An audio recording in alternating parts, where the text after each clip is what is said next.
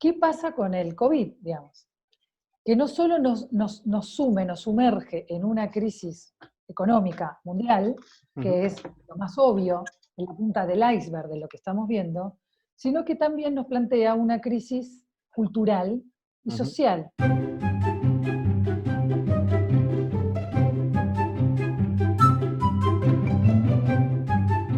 Hola camineros y bienvenidos a un nuevo vídeo del canal.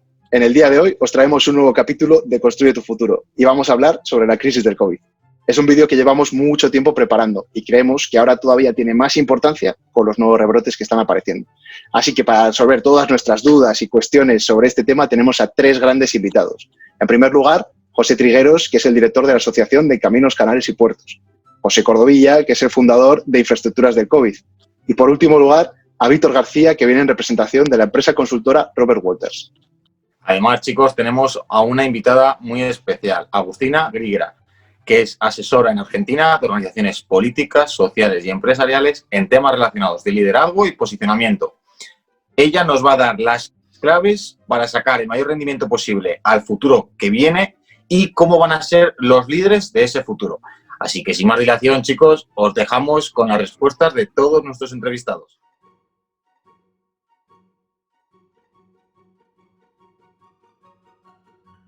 Lo fundamental y el punto de partida para mí es tomar esto como una oportunidad. Es decir, que con unas lecciones aprendidas que nos deja la crisis, que nos permiten conocer mejor cuáles son nuestras fortalezas y ponerlas en práctica, ¿no? Y abandonar aquello, o huir aquello de que son debilidades o amenazas para la profesión.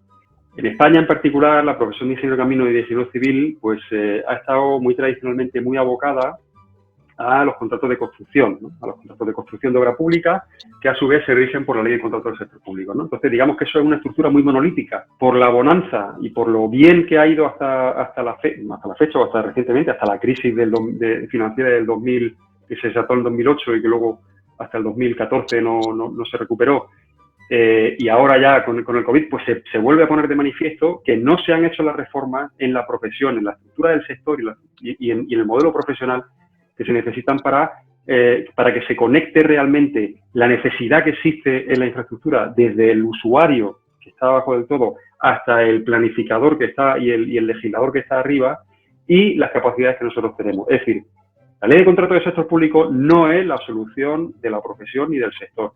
Es uno de los mecanismos para llevar a cabo las infraestructuras, o sea, la construcción y el mantenimiento de las infraestructuras que se tienen.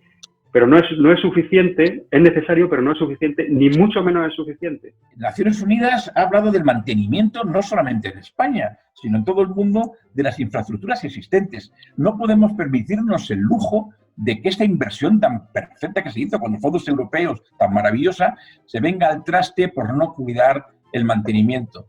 Está mal, digamos, el que no se invierta en nuevas infraestructuras en un momento determinado, hay que priorizar, pero desde luego lo que no podemos dejar de priorizar es el mantenimiento de nuestras infraestructuras. Y desde luego la financiación, si no viene por vía del Estado, tiene que venir por la colaboración público-privada, que además me consta que las empresas están dispuestas a colaborar, no solamente las empresas constructoras, sino todo el sector económico en este país. Y yo creo que incluso fondos de inversión extranjeras están dispuestas a invertir en España, que es una garantía de éxito. Pues yo creo que al final, lo más importante, yo creo que es que al final haya mayor implicación por parte tanto de administración, comunidades autónomas y diputaciones, sobre todo porque hay muchos tramos de la red de carreteras que ya necesitan pues esas mejoras o esa rehabilitación por un lado, por otro lado, al final, adaptar esas nuevas vías a las nuevas ITS o carreteras inteligentes, y luego además esos nuevos proyectos que desarrollaba, que comentaba Seopan en la última charla que dio antes del COVID, pues por ejemplo, desde el nudo norte de Madrid, o proyectos ferroviarios como el mítico León, alta velocidad, León-Asturias, ¿vale? Que lleva ya mucho tiempo que sí, que sí, no, y bueno, estaban en ello. Y luego, además, yo creo que con esta inversión o con esta ayuda que ha venido desde Europa, puede ser también una buena forma, beneficioso para con esa financiación, pues avanzar un poco más en esa producción o aumentar ese PIB que sea necesario pues, para mejorar un poco el sector que hace falta.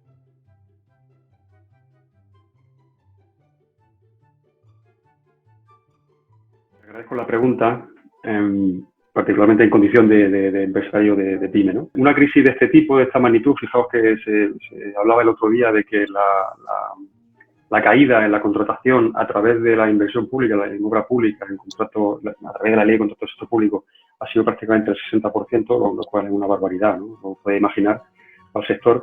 Esto, lo único que hace una crisis de este tipo es poner de manifiesto las debilidades, las vulnerabilidades que tiene, igual que con cualquier otro tipo de crisis, las vulnerabilidades que tiene el que la sufre, ¿no? Si de repente el sector público tiene que destinar pues, prácticamente todos sus recursos a paliar los efectos sanitarios y luego económicos del sector en general y del público en general, y tiene que retirar ese dinero de la inversión, si mis clientes no cuentan con esa inversión, no cuentan con negocio, yo tampoco cuento con negocio. ¿Qué significa eso?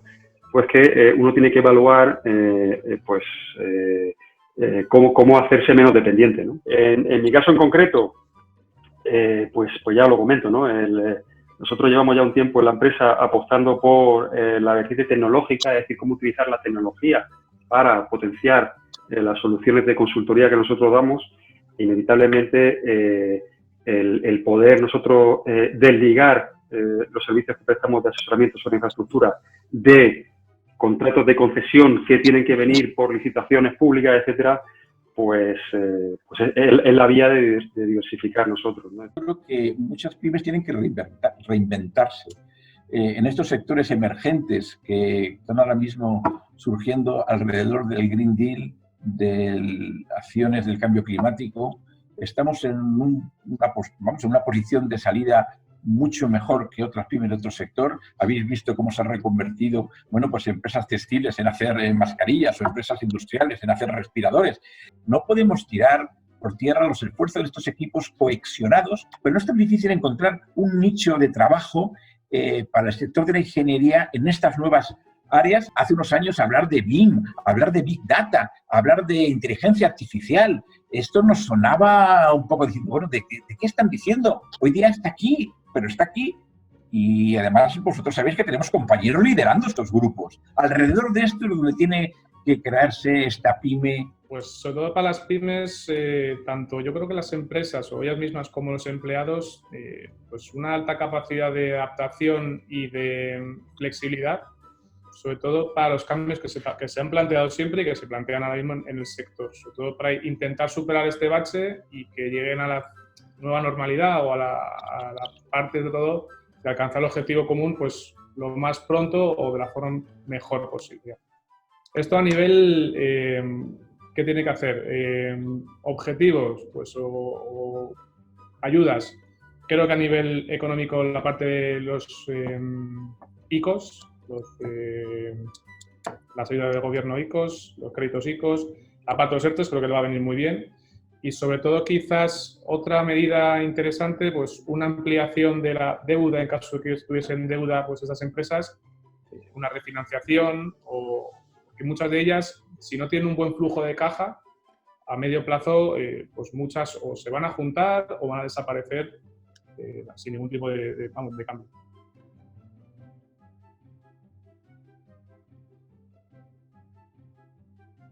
Ten en cuenta, por otro lado, que prácticamente el 98% son pymes. Pero, por otro lado, fíjate, el cómo les vaya a estas empresas en la crisis COVID va a depender, por un lado, en mi opinión, de, digamos, la higiene financiera que tengan. Y luego, por otro lado, pues, efectivamente, aquellas empresas que sepan pivotar y que sepan aprovechar más esta capacidad, esta internacionalización y esta diversificación, que ya lo están haciendo y muchas de ellas van muy avanzadas, pues bien. Ahora bien, eso no significa ni que sea una gran oportunidad ni que le vaya a ir bien al profesional español, al ingeniero de camino, al ingeniero civil, ni que le vaya a ir bien a España. Porque el negocio internacional y esta diversificación geográfica, etcétera, al final las empresas son estructuras, son instituciones que están para hacer dinero, ¿no? Y indudablemente la capacidad profesional y la tecnología pues está también fuera de España, ¿no? Entonces, tenemos ahí un reto muy grande, es decir, no solamente para que nuestras empresas sean grandes en el extranjero, pero tener en cuenta que empresas que tienen un 80 o un 90% de volumen de negocio en el extranjero, eso también significa que, y es así, demostrado con números, no revierte de alguna forma esa potencia económica y esa potencia empresarial en nuestro país, ¿no? Es más, trabajan fuera y contratan extranjeros y tal. No es lo que pasaba hace 20 años, que había expatriados, ¿no? Es decir, se expatriaba mucha gente y eso, digamos, que daba valor de alguna forma. Luego volvíamos a España o no volvíamos a España, pero al final son españoles y españolas que están por ahí y que han tenido esa oportunidad. Yo creo que ahora mismo no se entiende la ingeniería mundial sin contar con la ingeniería española. O bien de proyectista o bien de obra. O sea, es que es que esto para mí es fundamental. O sea, la diferencia ahora es abismal. Ahora tenemos que hablar de otros problemas, si queréis, del tema del multinacional. El tema del multinacional es, digamos, ya desde la persona, del ingeniero que se incorpora a esa multinacional. Pero como empresa multinacional, yo creo que tienen una vida amplia y en todos los sectores. Las escuelas están dispuestas a formar el ingeniero de caminos que le dijera el sector empresarial. Pero el sector empresarial no se atreve porque desconoce cuál es el ingeniero que quiere. Y ese es el problema fundamental. Pues las multinacionales, yo creo que en este caso, o se presupone que tiene una mayor maniobrabilidad financiera a la hora de reestructurar deuda y tener un flujo de caja un poco mejor. En este caso, y por ejemplo, un poco el caso de SACIR, que ha ocurrido en este caso, la parte de Fluor, pues, o la parte industrial, ha habido un ERE y mucha de la gente pues, la ha absorbido la parte de construcción.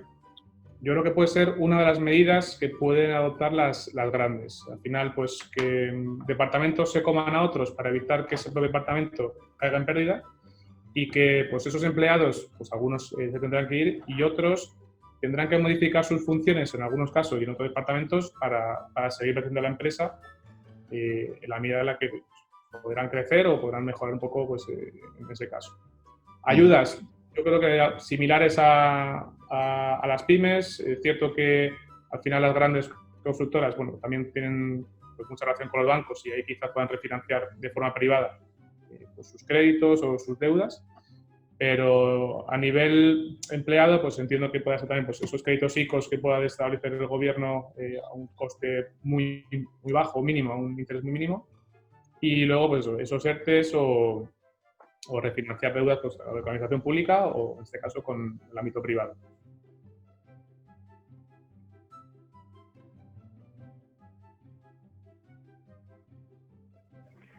Pues sí que cambiaría muchas cosas. Yo creo que, mira, de entrada sabéis que, y está estudiado, el sector de las construcciones es el sector menos productivo de todo. Es decir, en los últimos 40 años, no solamente a nivel mundial no ha aumentado la productividad del sector, sino que en muchos países avanzados, como Estados Unidos, en España creo que no, pero vamos, prácticamente se ha reducido la productividad, ¿no? O sea, eso de entrada, ¿no? Es decir, un sector que presenta un potencial enorme. Ahora, en cuanto a la cuestión de cómo podemos hacer construir un sector más resiliente y más estable. Lo primero, desde luego, es desligarlo del ciclo político, porque, sencillamente, las infraestructuras son inversiones a largo plazo. No pueden estar sujetas, es decir, el valor que proporcionan no puede estar determinado por el oportunismo político. Eso de entrada. Pero además que es un concepto muy fácil de entender. Una carretera puede durar hasta 40 años, 50 años. Tú no puedes condicionar la decisión sobre si invierte o no. Y luego, el dinero que se pone para construirla a que cambie el color político de una elección para otra. Y luego hay una cuestión, está la cuestión de la capacidad y la colaboración, esto que hablábamos antes, pero luego hay otras dos cuestiones que para eso también se requiere una mentalidad estratégica y una planificación muy rigurosa. O sea, hay que empezar a planificar este tipo de inversiones y en infraestructuras en general, voy a tener un modelo a largo plazo. Y la planificación, nos guste o no nos guste, no existe a día de hoy en España. No hay un plan nacional de infraestructuras, cosa que parece un poco inverosímil, ¿no? Para un país como España y una potencia mundial como España. Y eso también se apoya y pasa inexorablemente por una cuestión pendiente que tenemos también en España, que es la transparencia. Un plan de infraestructura no es un documento que lo ha redactado un consultor del Ministerio de Fomento y que se pone ahí, es decir, para que se pueda leer y ya está. Un plan es una cosa que luego se lleve a ejecución y que se pueda supervisar y se pueda gestionar y ir llevando y corrigiendo conforme se va viendo si se cumple un objetivo. Por resumir, yo diría, se necesita una gobernanza clara y un desacoplamiento del ciclo político que pasa por tener un plan serio, con un diagnóstico serio de infraestructura a nivel nacional y la capacidad también para llevarlo a cabo, unos modelos de trabajo y de colaboración y todo ello apoyado en transparencia y en una buena comunicación. Para conseguir esto, aparte de tener los recursos económicos, a mí me gustaría que se lograra entre todos los partidos políticos lograr un pacto de Estado en cuanto al tema de la... Bueno, hay muchos pactos de Estado, pero concretamente en el tema de ingeniería y de las infraestructuras, yo creo que sería muy importante porque la experiencia a lo largo de mi vida es que en 4 años no da tiempo a implementar y a desarrollar el tema de la construcción, ni siquiera en los planes de vivienda, en los planes de infraestructuras. Entonces yo creo que con independencia de los partidos que en un momento determinado dirijan nuestro reino, yo creo que sería importante en este tema lograr un pacto y de una forma o de otra saber las reglas del juego en los 8 o 12 años para poder planificar y, digamos, dejar cuanto menos esa posible definición de objetivos y de recursos. Cambiaría los plazos para poder licitar, todo ese papeleo, esa burocracia que a veces aumenta mucho esos plazos y que es más tedioso a la hora de luego pues, hacer el proyecto. Además, intentaría pues, gestionar o hacer proyectos grandes a largo plazo, de manera que no haya picos en la licitación anual de cada año en la parte civil. Y luego también depende mucho pues, de las administraciones, de los partidos políticos en este caso, pues, que no deberían centrarse solo en el momento en el de elecciones. Al final, cuando hay un cambio político, todos prometen en un momento puntual un portfolio de proyectos y eso hace engordar mucho en muchos casos las licitaciones, cuando luego a lo mejor se quita la mitad o se ejecuta la mitad y eso pues, no es sencillo, pero al final... Yo creo que por un lado la administración pública, por otro lado pues, los diferentes gobiernos de turno, pues oye, pues que aunen un poco fuerza, sería interesante.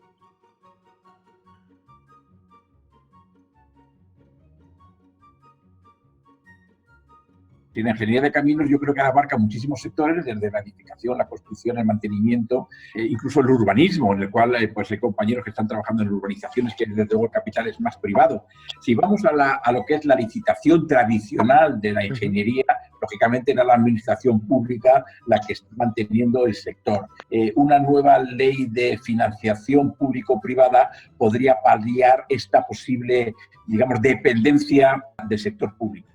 Sí, bueno, yo creo que, aunque es cierto que las principales constructoras, como decía, los OHL, ACIR, Ferrovial, Dragados, pues, etc., son de ámbito privado, al final dependen de las diferentes licitaciones que pueda la administración de turno en el ámbito público. Con lo cual yo diría en torno a un 50-50. Al final, una sin la otra no pueden trabajar y la otra sin la una no pueden licitar.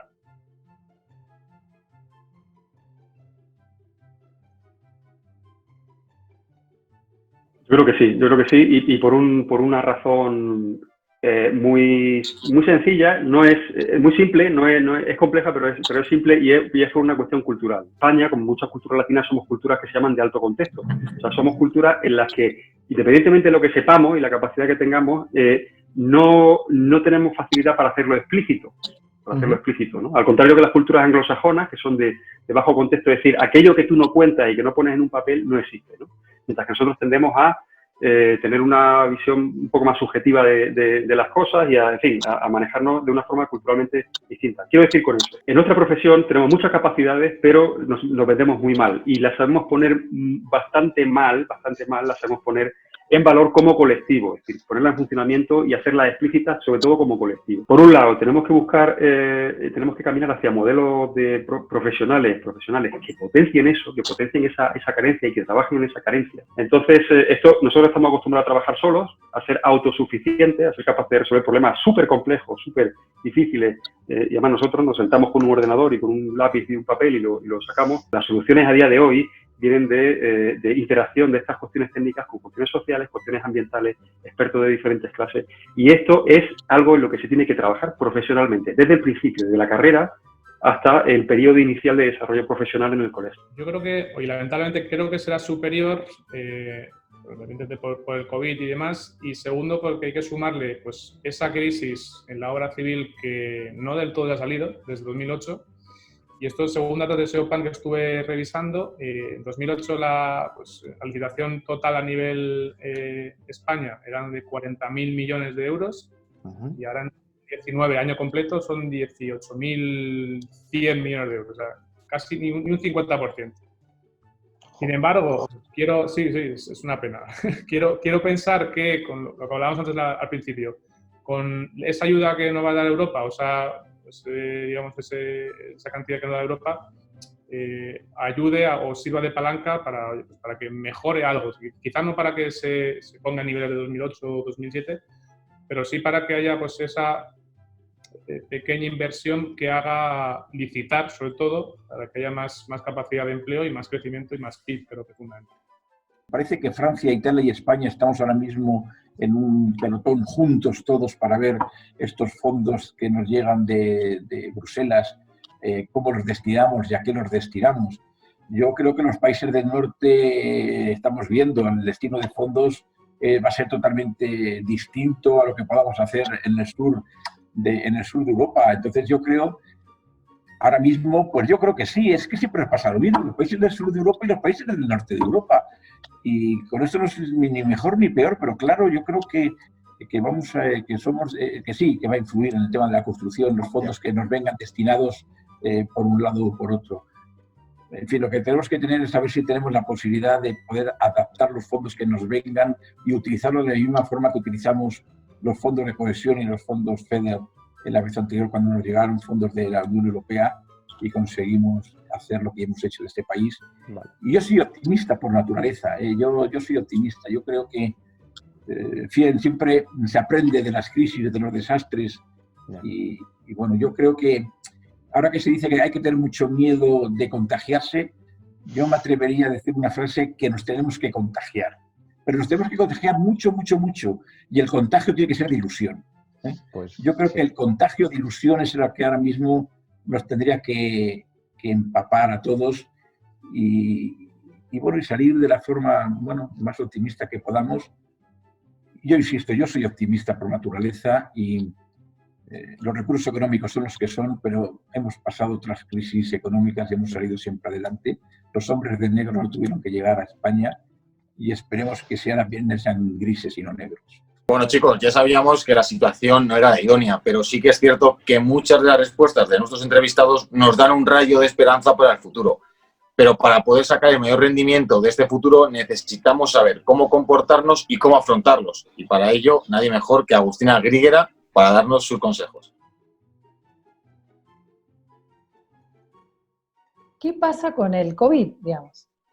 Que no solo nos sumerge en una crisis económica mundial, que es lo más obvio, en la punta del iceberg de lo que estamos viendo, sino que también nos plantea una crisis cultural y social y política también. Es decir, vamos a salir de esto modificando varias cuestiones de la vida social. Por ejemplo, los modos de trabajo. ¿Qué necesita un líder para cuajar en este momento? En primer lugar, líderes que escuchen. Hoy necesitamos, como estamos frente a un escenario absolutamente inédito, hoy necesitamos líderes que escuchen más que hablar. Hay periodos donde tenemos muchas más certezas, entonces los líderes hablan y marcan el rumbo con lo que ellos saben. Hoy, en este escenario inédito, para marcar el rumbo en una empresa, en un estado o en una ONG, primero tengo que escuchar a los demás, mucho más que antes. Entonces, el primer tema es escuchar, ese es un talento que llegó para quedarse. El segundo talento es el ser cercano, es decir, el ser empático, el ponerme en el lugar del otro, el entender lo que le pasa al otro, ¿no? O sea, es muy difícil que yo planifique, por ejemplo, una marca, si no entiendo lo que le está pasando, por ejemplo, a un consumidor. Lo mismo pasa con los políticos. Hay políticos que entienden que es un momento para ser empáticos, y hay otros que siguen en sus peleas de políticos, hablando entre ellos, ¿no? Y la gente mirando como diciendo, tengo pánico de agarrarme el COVID, prendo la televisión, y en vez de encontrarme a los políticos hablándome a mí, o usando mascarillas, me encuentro a los políticos discutiendo sus espacios de poder. Es casi, ¿no? Cuando un televidente hoy mira eso, o lo miramos en una red, lo que sentimos es como si fueran extraterrestres, ¿no? Que están en otra dimensión que no es la nuestra. Entonces, la empatía es el segundo talento importantísimo que llegó para quedarse. Fíjense que están todos relacionados los talentos, ¿eh? Escuchar, la empatía. El tercer talento es trabajar en equipo, digamos. ¿Por qué? Justamente porque con mis conocimientos solos no alcanzan, ¿no? Entonces, para poder encontrar soluciones a lo que viene, necesito, yo digo, controlar mi ego, ¿no? O sea, controlar el ego de que yo tengo todas las respuestas y aprender a colaborar con otros, nutrirme de los talentos de otros. Entonces, acá cierro con los talentos. El líder hoy es alguien que gestiona los talentos de los demás. O sea, no es el líder de hace 20 años que tenía todas las respuestas, sino es un líder que escucha y sabe potenciar los talentos de sus equipos.